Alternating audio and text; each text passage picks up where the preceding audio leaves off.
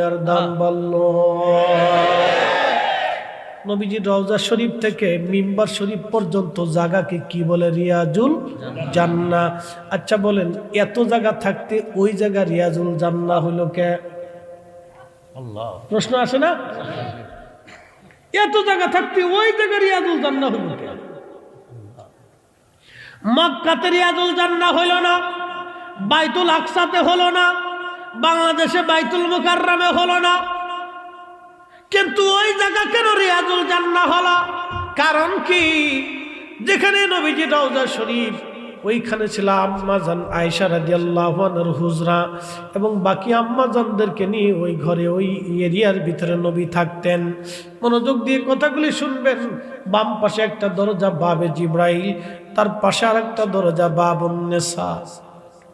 মহিলার ওই দরজা দিয়ে এসে পর্দার আড়াল থেকে নবীজির কাছ থেকে